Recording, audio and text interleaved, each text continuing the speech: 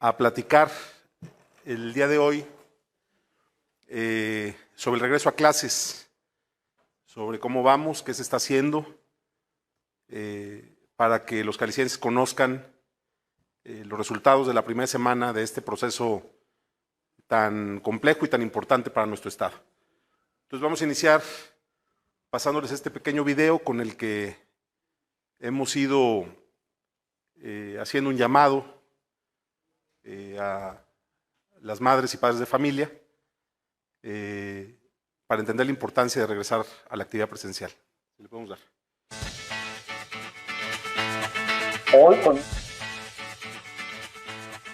Hoy con mucha alegría volvimos a abrir. Los niños regresan nuevamente a las aulas después de casi 20 meses y regresan felices y contentos. Nos emociona mucho volver con los niños al salón de clases porque sabemos que desde casa no es igual. Lo que más extrañaba de la escuela es la educación y a mis compañeros y maestros. Hacer amigos, estudiar y así. Extrañaba mucho estudiar en la escuela. Tenía ganas de jugar con mis amigos. Creo que ahora vamos a aprender más. Y sí voy a aprender más, porque están los maestros y pueden explicar mejor. Yo he visto pues que aquí en la escuela sí han tenido muchas medidas preventivas pues para todos, sanitizar y organizar la entrada, la salida, la separación en el aula de los alumnos. Pues llego y desinfecto mi mesa, me lavo las manos, me pongo gel y mantenemos nuestra distancia. En casa mi mamá me revisa la temperatura, me pregunta si me siento bien y me dice todo lo que tengo que hacer para cuidarme. Es importante que nos cuidemos entre todos para cuidar a la familia y a los que están en la escuela. Yo creo que es mejor que estén de manera presencial porque les ayuda tanto al convivir y pues que tienen un mayor aprendizaje. Para ellos también estar tanto tiempo ya en casa, yo creo que ya también les estaba afectando psicológicamente, ya es algo que ellos necesitaban. La verdad, yo sí invito a los padres de familia que traigan a sus niños a la escuela porque sí es una buena opción. Para que los niños aprendan no hay como la escuela, que los traigan y que no tengan miedo.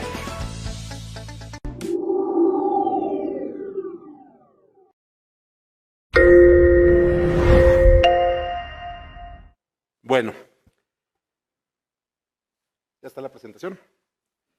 ¿Cómo vamos en...? Es que aquí no se puede mover. ¿Sí?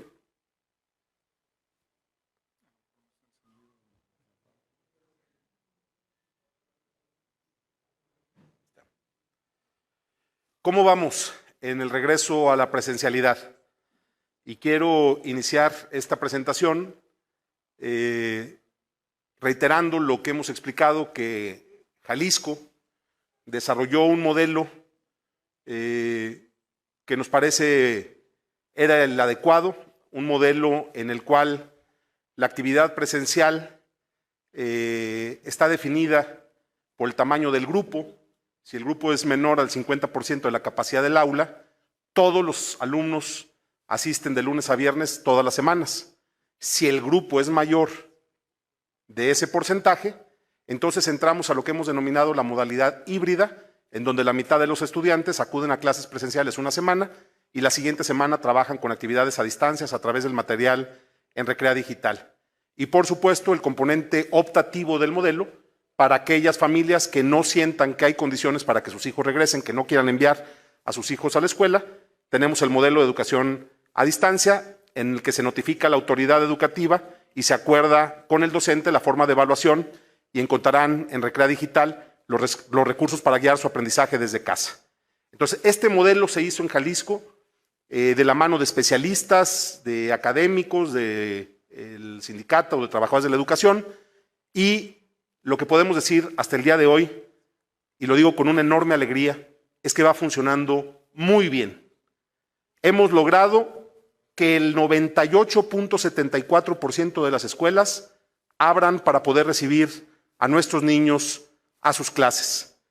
Y lo que más me alegra, y lo quiero decir porque había escepticismo al respecto, es que el 84.4% de los alumnos de Jalisco decidieron regresar al modelo presencial. 84.4%. Y eso habla de que las madres y los padres de familia han confiado en el modelo que hemos desarrollado, entienden la importancia de regresar a las aulas con sus maestros y con sus compañeros, y estos números en la primera semana son alentadores. 98.74% de las escuelas abiertas y 84.4% de los alumnos asistiendo ya al modelo presencial. Pero adicionalmente, estamos dándole seguimiento de manera permanente al tema de contagios para tratar de ir generando información respecto a lo que está pasando en los centros educativos. Les voy a pasar esta información pidiéndoles, sobre todo, entender de qué estamos hablando en cada uno de los casos. La semana pasada, cuando presentamos el corte, que dijimos va a ser el punto de referencia en el tema de casos activos por grupos de edad, dijimos que en las edades de 3 a 14 años, que son los que van a la educación básica, tuvimos 327 casos activos la semana pasada. Esta semana tenemos 341. Es decir, se mantuvo estable. Hay que entender, y esto es muy importante, que estos casos no significa que se contagiaron en la escuela. Son casos activos. Son niños que incluso antes de que iniciara el regreso a clases, pudieron haber estado algunos de ellos ya contagiados. Son casos activos, pero el crecimiento es mínimo, de 327 a 341. Pero más aún, déjenme darles este dato que habla con más precisión del punto que estoy poniendo sobre la mesa. De los 341 casos activos de niños entre 3 y 14 años, solamente 30 fueron detectados en las escuelas. Es decir, para que entendamos en porcentaje, el 0.0018 de los alumnos que hay en Jalisco. Aquí está el detalle por regiones del total de escuelas. Tenemos también identificados a 112 trabajadores de la educación que están identificados como casos activos, que ojo, es lo mismo, no necesariamente se contagiaron en sus escuelas, pero son 112 trabajadores que representan el 0.09, es decir, ni siquiera el 0.1%. Entonces esto nos habla de que en la información que tenemos hasta ahora, las escuelas no están siendo un espacio donde se estén dando los contagios. Creo que vamos muy bien y les doy todavía un dato más alentador, porque como ustedes saben, la educación media superior y superior del sistema estatal y de las instituciones privadas inició el modelo presencial desde hace ya más de 15 días. Y fíjense lo que ha pasado. Teníamos en estos grupos de edad de 18 a 25 años 1,842 casos y no solamente no aumentó, sino que bajó a 1,733 casos activos. Dicho en otras palabras, quienes ya abrieron, quienes están funcionando en educación media superior y superior, no están teniendo un problema como el que se dijo que iba a suceder. Entonces, en educación media superior y superior, tenemos ya más días operando y ahí están los números que demuestran cómo vamos. Y por supuesto, esto que les digo no significa cantar victoria, significa hacer un corte de caja de la primera semana y puedo decir que vamos muy bien, que las cosas están funcionando gracias al trabajo de las maestras y maestros, de las madres y los padres de familia y por supuesto de los alumnos que están haciendo todos su parte. Así es que mi reconocimiento a todo el equipo que está detrás de este esfuerzo, a la Secretaría de Educación, por supuesto, a la Secretaría de Innovación, al Magisterio, a la Secretaría de Salud, a todos, porque contra los que siempre quieren que le vaya mal a Jalisco, lo que les tengo que decir es que ahí vamos y vamos muy bien. Le voy a pedir a Juan Carlos que nos explique qué estamos haciendo y sobre todo que pueda hablarnos sobre algunos de los temas que, como en todo proceso de este tamaño, pues representan retos y han sido ajustes que hemos tenido que ir haciendo sobre el camino. Entonces, adelante, Juan Carlos. Muchas gracias, gobernador. Muy buenos días a todos. Pues para puntualizar, algo de lo que los padres de familia me parece es indispensable que tengan presente, sobre todo ese porcentaje de padres de familia que está considerando qué acción tomar en función a datos duros y concretos. ¿Qué podemos decir? Primero, a los niños, a los jóvenes que estamos atendiendo de manera digital, se les está atendiendo gracias a la plataforma Recrea Digital. Ahí ya tenemos a 4,389 proyectos integrales, que estos son proyectos que una sola actividad al niño le permiten sacar todos los contenidos de todas las asignaturas en un mes. Y más de 46,000 fichas didácticas de educación básica, que eso denota que la plataforma está siendo una herramienta muy utilizada por los maestros. Evidentemente, los casos detectados no necesariamente se relacionan con el regreso a la presencialidad, como lo decía el gobernador, y aquí el reconocimiento al filtro que han realizado los padres de familia. Lo recalcamos mucho, están una serie de elementos didácticos que han ayudado a que desde casa, a través de Recrea Familia, se entienda muy bien cómo detectar estos posibles casos y ser canalizados correctamente. Reiterar también la importancia de los protocolos. Los protocolos en la primera semana, alrededor de 5 secundarias las aplicaron de manera incorrecta. Fuimos a poder reforzar la manera en que se tienen que vivir. Y les decía, el más importante, porque fíjense, al mismo tiempo, 1.6 millones de niños pueden ser valorados. Claro, con el apoyo de los padres de familia, como lo hemos dicho en el pasado, la seguridad la generamos todos. Y en ese sentido, el hecho que solo hayan ido 30 niños de esos 300 y fracción que están actualmente infectados, pues nos habla del cuidado que han tenido los papás, y seguramente esos niños se infectaron en la semana anterior al inicio de clases y los síntomas brotaron en la semana primera de clase, y afortunadamente también prueba de que funciona el filtro en la escuela, fueron detectados en la escuela y remitidos adecuadamente. Adicionalmente, todas las unidades educativas, tanto de instituciones públicas como privadas, mantienen unas medidas que, aunque las hemos reiterado, nos parece que no está por demás decir. El uso obligatorio de cubrebocas, nos da mucho gusto que los más de 1,200 supervisores que trabajan en la Secretaría nos reiteran que los niños están dando una muestra de un buen comportamiento en el buen uso de estas medidas.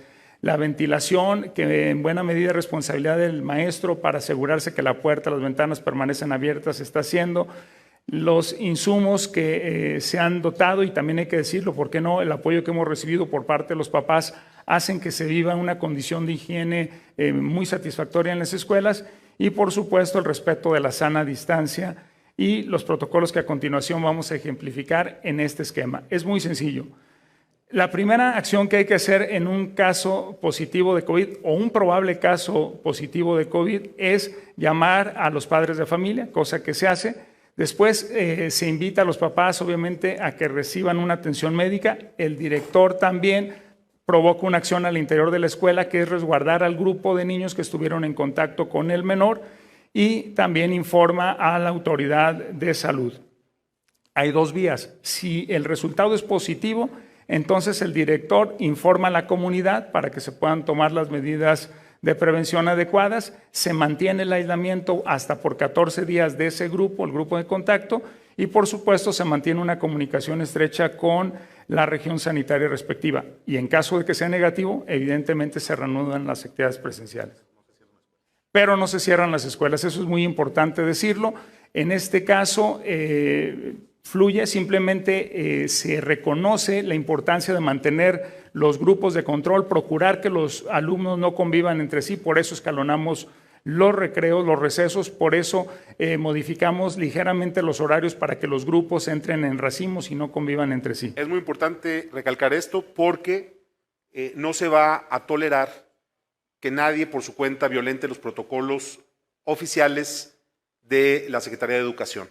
Es decir, aquellos directores que de manera unilateral tomaron otro tipo de medidas tendrán que asumir su responsabilidad administrativa. No se va a permitir que cada quien haga lo que se le antoje. Para eso hay un protocolo, para eso hay una manera de proceder que fue avalada por la Mesa de Salud, y queremos pedirle a todos los que forman parte de la estructura del sector educativo de Jalisco que actuemos conforme a estos protocolos. Exacto. Y hay un caso distinto en el de los profesores. Ahí con más razón, es muy similar el protocolo, pero hay una diferenciación muy significativa. Y es el hecho que cuando un profesor se infecta, incluso no se suspende al grupo. ¿Por qué? Porque podemos corroborar el buen uso que hizo el profesor de las indicaciones para evitar el contagio. Esto es, no se quitó el cubreboca, se mantuvo distancia con los alumnos, se mantuvo en una situación ventilada. Y hay un ejemplo muy concreto que se nos dio la semana pasada, gobernador, en un caso de un profesor en donde era profesor de educación física, estuvo en un exterior. Muy importante decir que la decisión no se toma solo unilateralmente con educación, se hace la consulta a salud y ya salud fue el que dio la indicación de que esa escuela no solo no suspendía actividades, sino que incluso los niños que estuvieron en contacto con ese profesor podían seguir con su ciclo normal. Es muy importante reiterarles a todos, tanto a maestros como a alumnos, que es una condición de riesgo y es muy sencillo, es cuando nos retiramos el cubreboca, estamos a menos de 1 metro de distancia de otra persona y lo hacemos por más de 10 minutos. Esa situación, si se hubiera presentado en un maestro con el grupo, ahí sí suspenderíamos al grupo. Pero insisto, todo eso va de la mano con la opinión profesional de médicos. ¿Y qué acciones de salud fortalecemos? Evidentemente, la revisión en y análisis de los casos para la evaluación del riesgo en la comunidad estudiantil, el aislamiento de los casos cuando así lo requieren, la intensificación y focalización de los modelos de pruebas, ahorita más adelante nos van a hablar al respecto, y la asesoría del personal docente y la revisión constante de todos los que conformamos la comunidad educativa. En el tema de los protocolos, decirles dónde se ubican, recordarles que están en reactivacioneconomica.jalisco.gov.mx y también pueden accesar desde la Secretaría de Educación en nuestro portal Recrea Digital. Pasamos a Educación Superior. Muchas gracias, secretario. Y comentarles de una manera rápida que en educación superior la mayoría ya de las universidades han regresado a la presencialidad. Esto significa 39.500 alumnos en universidades públicas, estatales y federales, como son el Mario Molina, Universidad Tecnológica de Jalisco, otros tecnológicos, y 108.100 alumnos de universidades particulares, de más de 100 universidades. Esto representa el 51% de la matrícula total de educación superior del Estado. Carlos, porque luego perdemos la dimensión de las cosas. Más de la mitad de los alumnos de educación superior ya están en clases. Más de la mitad de los alumnos de educación superior de este estado ya están en clases. Y eso es fundamental para entender también lo que significa la evaluación que estamos haciendo a 15 días de haber hecho este primer paso en el nivel de educación superior. Perdón. Es correcto. Y las universidades, además, como se dijo desde el principio, se les iba a respetar su calendario, por lo tanto, las que son semestrales iniciaron ya hace un mes, el 2 de agosto, algunas el 9 de agosto, y otras, las cuatrimestrales, iniciaron desde el 1 de septiembre y otras están iniciando el día de hoy. Las últimas están iniciando el día de hoy, pero ya tuvieron actividades presenciales en los procesos de admisión y de bienvenida de los alumnos. Se ha reiterado que la participación de los alumnos ha sido voluntaria. En las universidades particulares, en especial, tenemos el reporte de que ya están asistiendo en forma presencial, en algunas desde el 50% y otras hasta el 75% del total de los alumnos. La diferencia es los que continúan todavía en forma remota y esto va creciendo semana con semana. La presencia física en el campus, como lo marca el protocolo, no se ha excedido y están desde el 15% hasta el 75% en un día dado.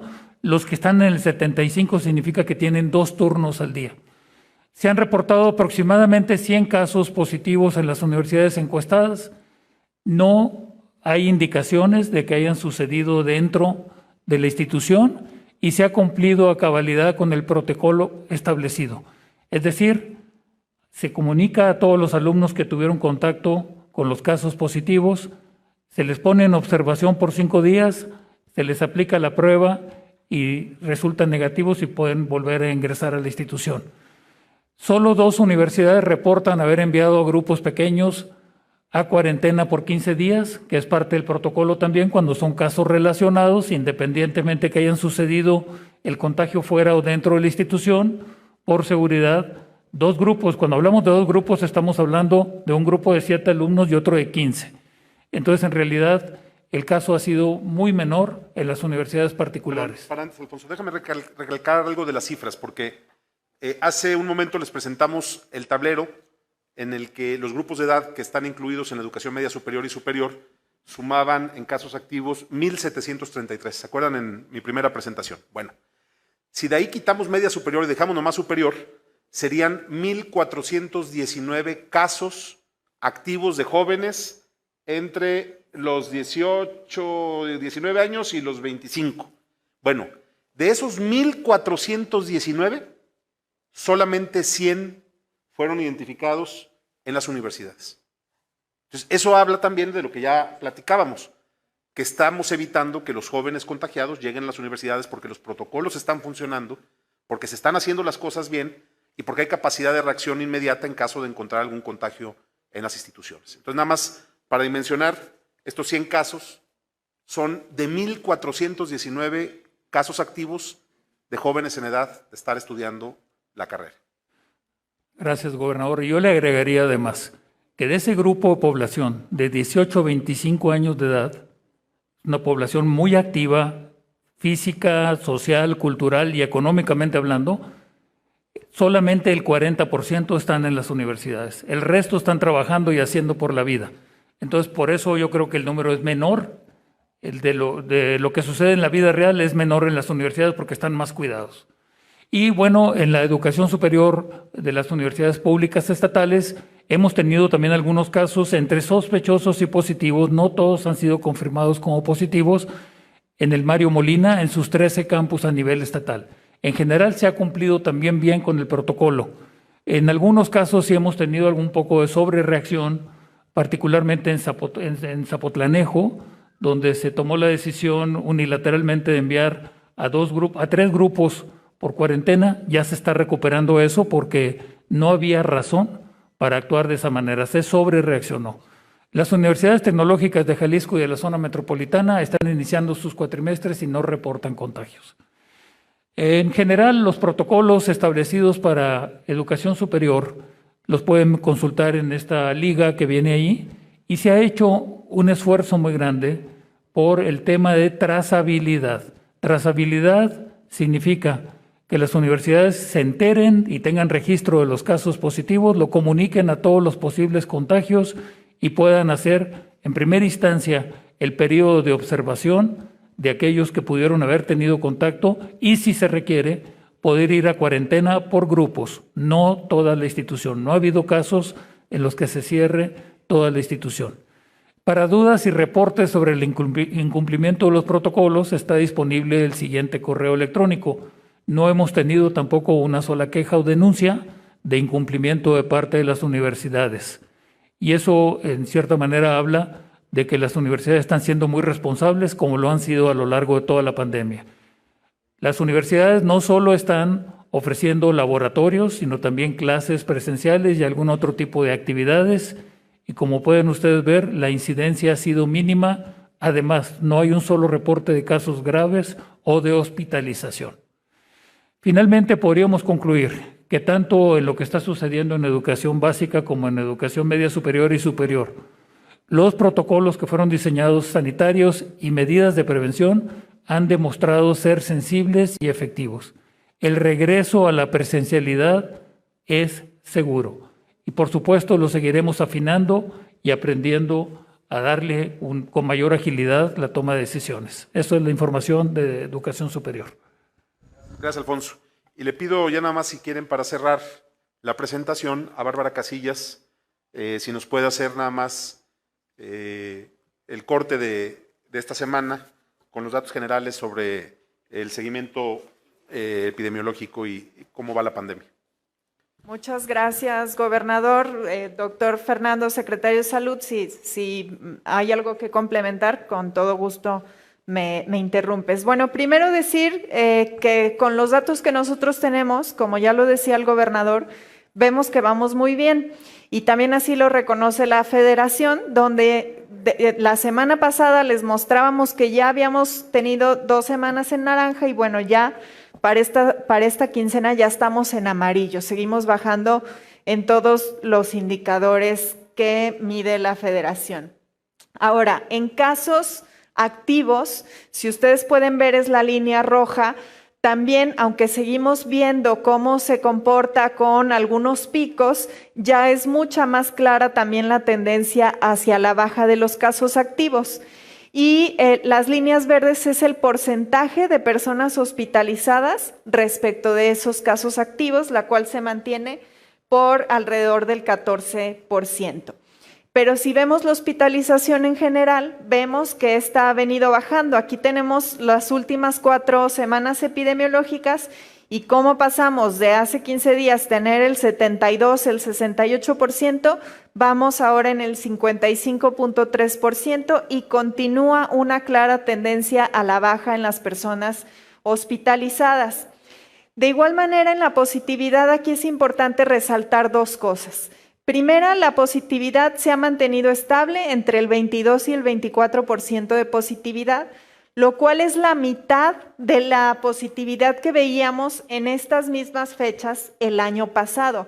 Esto es muy importante también porque hay que reconocer que ahora tenemos más capacidad de hacer pruebas que el año pasado y que eso se refleja en una mejor y mayor contención de los casos activos y de romper cadenas de contagio, y que entonces ahora también eso deriva en tener una positividad menor. Y bueno, esos serían los datos respecto de la pandemia y, gobernador, si quisiera agregar algo el doctor o tú. Bueno, estamos a sus órdenes si hubiera alguna pregunta.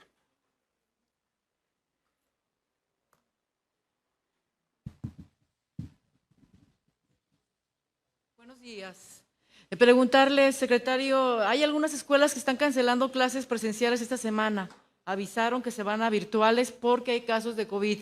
¿Qué es lo que no quedó claro en las escuelas en cuanto al protocolo? Y también preguntarle hasta cuántos casos, porque la semana pasada se anunciaba que las secundarias señalaban 1, 2 y 4 casos, las 3 secundarias COVID. Una en 2 intendentes y en 2 maestros. Que algo no quedó claro. ¿Qué pasa con las escuelas? Tengo referencia de 3, una preparatoria y 2 secundarias que se van a virtuales esta semana. No se van a virtuales, perdón, lo quisiera yo aclarar antes de darle el uso de la voz al secretario. No se va a hacer nada que no esté establecido en los protocolos. Hay una autoridad en materia educativa y las definiciones están establecidas como lo platicamos hoy. Si algún funcionario, si algún director, si algún maestro quiere tomar atribuciones que no le corresponden, eso se va a atender desde la Secretaría. No se procede de esa manera. Ya están claros los protocolos, para eso los presentamos y estamos investigando, por supuesto, qué es lo que pasó, porque hay cosas muy curiosas detrás de estos asuntos de las secundarias, pero la respuesta es no, eso no va a pasar. Las secundarias van a seguir funcionando y van a trabajarse las cosas como aquí se presentó. Y en el caso de escuelas privadas, ¿tienen esos pueden cancelarlo, ¿verdad? Sí. Okay. Bueno, aquí decir que los protocolos se están comunicando constantemente. Sí llama mucho la atención que algunas escuelas de manera unilateral decidieron cosas diferentes. Tanto para instituciones públicas como para privadas se tienen que apegar al protocolo. Y claro que siempre hay un margen en donde pueden consultar a la autoridad educativa y a la de salud. En algunos casos ya se empiezan a ver posible. Al día de hoy no tenemos ni un signo de un brote surgido de una escuela. Pero cuando ya aparecen 5 o 6 casos como posibles, nosotros los derivamos a salud, están los procesos de prueba, pero no se suspenden clases de toda la escuela. Insisto, el protocolo es muy sencillo. Solo los niños que estuvieron en contacto con el posible infectado entran en suspensión, que puede ser hasta de 14 días de confirmarse. De lo contrario sigue. Otro caso muy importante para reiterar, si el infectado es un maestro, no necesariamente se suspenden las actividades con los niños, porque el maestro es igual que los médicos. El doctor Petersen me daba un ejemplo extraordinario y la idea es, hay médicos que han estado todo el tiempo atendiendo enfermos de COVID y no se han enfermado porque hacen uso correcto del cubrebocas, distanciamiento social y áreas ventiladas. Cada caso se analiza en lo particular. Y en los casos donde se excedieron, hay que decir también que esos directores están enfrentando un proceso administrativo por parte del órgano de control interno. Y una cosa adicional nada más para aclarar. Cada escuela fue o estuvo en libertad de desarrollar sus propios protocolos, pero los protocolos están registrados ante la Secretaría de Educación y esos protocolos se tienen que cumplir. Entonces, si hubiera algún cambio, pues se tendría que notificar. Lo que nosotros consideramos es que estamos apenas en la primera semana. Es un proceso complicado que puede tener este tipo de situaciones, se van a ir corrigiendo en el camino, pero tenemos que hacer un llamado a la calma y a no tomar medidas que no corresponden, porque hay protocolos, insisto, que no los inventamos nosotros, que han estado probados en naciones del mundo que ya hicieron procesos exitosos de regreso a clases. Es decir, tenemos evidencia suficiente de que lo que se está planteando es lo que se tiene que hacer, e insisto, los números hablan de que las cosas van muy bien, porque si tenemos estos números y los porcentajes de los que hablamos, yo nomás les quiero regresar, si tienen un segundito, para que veamos los porcentajes. Ahí voy, aquí está. El 0.0018 de los alumnos con contagio. 0.0018. O sea, estamos de verdad en otra circunstancia. Creo que tenemos que irnos con mucha calma y sobre todo mandar ese mensaje por la tranquilidad también de las madres y padres de familia. ¿Y las sanciones hasta dónde llegarían?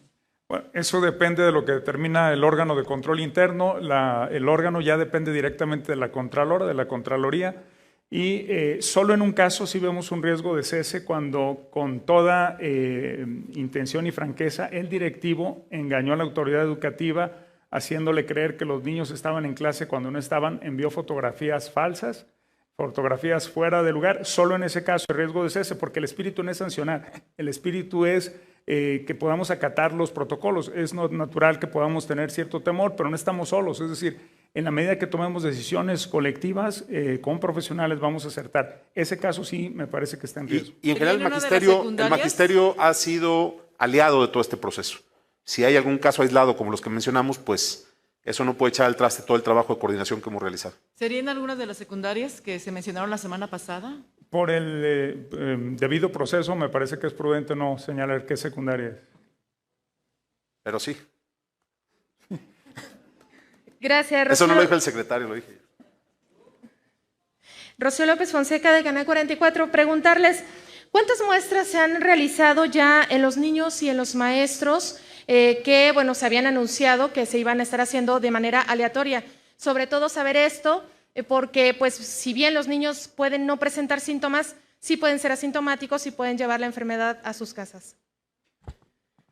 Bueno, más que pruebas en las escuelas, lo que se ha hecho es un modelo de pruebas en las regiones sanitarias. Y entonces hemos muestreado ya la semana del día 23 al 27, 5 regiones sanitarias, 21 lugares, municipios. Se hicieron más de 3.300 pruebas. Y la semana anterior se revisaron 13 regiones sanitarias, en el cual se hicieron más de 1.600 pruebas. Y la idea no es entrar a las escuelas a tomar muestras, sino en las regiones de alta concentración, en donde tenemos alta tasa de incidencia de casos, es en donde estamos tomando las pruebas. Pero habían dicho que iban a hacer en las escuelas de manera aleatoria. No, estamos haciéndolos en los municipios, por supuesto, de las escuelas, en donde estamos haciendo de manera aleatoria todas estas pruebas. ¿Pero qué no es necesario? Si me permiten explicar un poco, el hacer las pruebas a los menores de edad implica en que los padres estén presentes.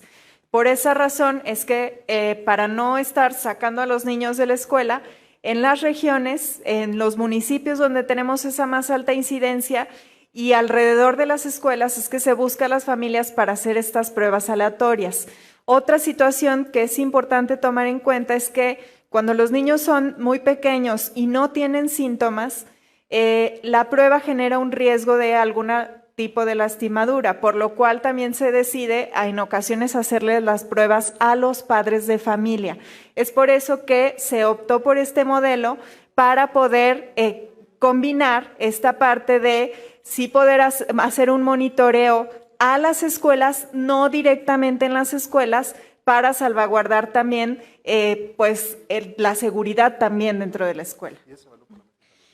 También dijeron que son más de 300 casos en los niños, pero ¿tienen en concreto cuántos brotes en escuelas hay? Con mucho gusto. En escuelas, número. Con mucho gusto. Ajá. 341 niños en todo el estado, entre 3 y 14 años, 30 de esos 341 en escuelas. Aquí está 30. Por región. Ok. Gracias. Y ya nada más para terminar también, entonces sí me gustaría saber el operativo de parte de la Secretaría de Salud cuando se conoce un caso en la escuela. Se hace un cerco epidemiológico como con cualquier otra enfermedad epidemiológica, se acude, se busca, se hacen estas pruebas aleatorias o ¿qué se hace? ¿Qué hace la Secretaría de Salud? Se hace, por supuesto, no como cualquiera, sino lo que hemos venido haciendo durante ya 18 meses en COVID. Cuando se detecta un caso, por supuesto que lo que se hace es se aísla el caso, se prueba, se hace la prueba específicamente en el caso. Si se detecta que esto es positivo, entonces, por supuesto, la persona se aísla, ¿no? Se le da un seguimiento desde el punto de vista epidemiológico, ¿no? Y en el caso de que no... y se avisa, por supuesto, a la escuela de que este caso es positivo para que no haya clases en ese grupo específico donde se aisló el caso específico. En ese grupo sí, entonces sí están faltando en esos grupos, por ejemplo, de estas 30 planteles. El protocolo es el que está aprobado por la Mesa de Salud, de la cual la Universidad de Guadalajara forma parte, por si quisieran insistir en el tema. Se está haciendo lo que se acordó en la Mesa de Salud, se están siguiendo los protocolos y se está haciendo todo conforme a lo establecido. Y vamos muy bien. Esa sería la respuesta. Buenos días, Fernanda Carapia, Periódico Mural. Son dos preguntas, saber cuántos casos sospechosos hay en las escuelas, o sea, si bien se sabe que estos pudieron haber contraído el virus antes de, ¿cuántos sospechosos tienen actualmente? Y la otra, ¿se ha detectado la variante Delta y qué tipo de mutaciones se han detectado en los niños y si ya hay presencias de otras mutaciones en Jalisco? ¿Lambda? Bueno, doy el primer dato porque es de los que estaban en mi tabla de mi tarea. De ahí está la tabla. Son 115 sospechosos en la escuela, de los cuales solo 30 fueron positivos. Ahí venía en la primera columna, es incidencias que son los casos sospechosos. Pero ¿y ya el resto de los casos ya se descartó? Sí. Estos ya son confirmados 30. Y la respuesta sobre lo del Delta aquí, Fernando. Y también digo, aprovechando el paréntesis, también si bien no hay pruebas en los niños, ¿se han estado haciendo pruebas aleatorias en los maestros o aplica el mismo criterio? Mismo criterio, porque los maestros, acuérdense que ya prácticamente todos están vacunados. Entonces, estamos en un escenario también distinto. Ahí lo que aplica es simplemente detectar, en el caso de que haya un caso sospechoso, se aplican las pruebas y se procede como ya lo explicamos. Sobre lo de Delta, ¿algún comentario, Fernando? No, las pruebas Delta, recuérdense que tienen que hacerse toda una serie de estudios para poder saberlo. No tenemos hasta ahorita ningún dato de que sean deltas ni lambdas. Sí tenemos, por supuesto, tenemos deltas, tenemos gamas, tenemos alfas, no tenemos beta en el estado de Jalisco y lambda todavía no es un problema. No se han tomado pruebas suficientes para ver eso. Así es. Okay, y digo, yo sé que no es tema de niños, pero no sé si nos pudieran pasar el corte de cuántos son los casos de variantes que se han detectado en Jalisco, el tipo de variantes y también saber si esas personas estaban vacunadas o no y si murieron o no. Les preparamos después un reporte. Hoy se los mandamos en la noche. Sí, en el boletín nocturno. Lo agregamos, esta pregunta de variantes al boletín. Con mucho gusto. Buenas tardes, Lauro Rodríguez del diario NTR de Guadalajara.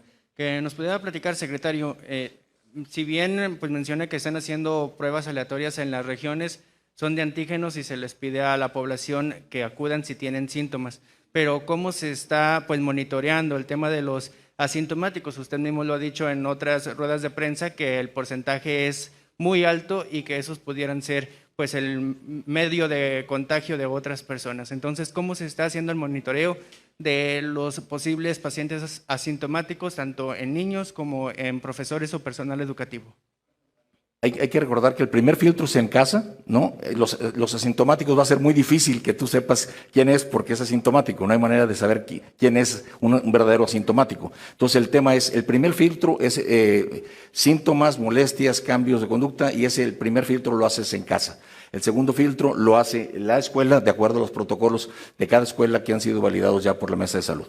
Así es, pero al inicio de la pandemia, en específico en Jalisco, se realizó digamos, una campaña de muestreo permanente para tratar de detectar precisamente a los asintomáticos y tratarlos de aislar.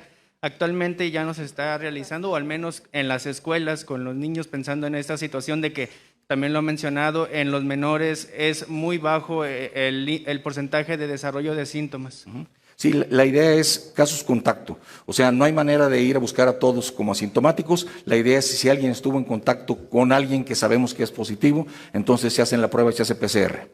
Muy bien. En el tema del transporte también, porque aunque mencionaron que iban a pedir a las empresas que incrementaran el número de unidades, pues aún así en muchos de los camiones pues se ven aglomeraciones, es casi imposible guardar la sana distancia. ¿Se pretende o se está realizando ya alguna actividad adicional para prevenir contagios en el transporte de las casas a las escuelas? ¿Para qué les contestamos lo que ya saben? Se está haciendo lo que ya se dijo que se iba a hacer. No hay nada adicional. ¿Y qué se está haciendo? Lo que ya dijimos hace mucho. ¿Y qué resultados ha tenido hasta el momento?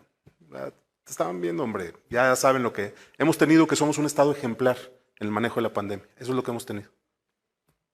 En el transporte, ¿qué resultados han tenido? Muy buenos. ¿Qué resultados? Ya te contesté, no te voy a seguir el cuento. Listo. Otra vez yo. Con mucho gusto. De acuerdo con un reporte que se solicitó vía transparencia, se informó que había 209 personas que han fallecido teniendo por lo menos una dosis de la vacuna. De esas, 35 tenían CanSino. ¿Alguno de estos fallecidos son maestros o es parte del personal docente? Y la otra, ya se está haciendo la petición a la federación para ver si el tema del reforzamiento, digo, el mismo laboratorio ya dijo que sí era necesario un refuerzo, y también pues de estudios de la UDG lo confirman, ¿no? Que sí es necesario un refuerzo. Todavía no tenemos ninguna evaluación por parte de la Federación en el sentido de que tenga que ponerse una siguiente vacuna de CanSino. Esperamos que nos los digan definitivamente. Sí, el propio laboratorio pidió la posibilidad de tener una siguiente dosis, sin embargo no hay todavía definición por parte del Programa Nacional de Vacunación en el hecho de qué va a ser la manera de avanzar y si tiene que ponerse o no CanSino. Por el momento no se está poniendo una segunda dosis de CanSino. La definición es federal, no depende de nosotros, y me llevo la tarea de preguntar si alguno de estos casos era alguien del magisterio, porque no lo sabemos. Le pregunté al secretario, pero no lo tenemos identificado. Lo checo, si sabemos algo, con mucho gusto los informamos.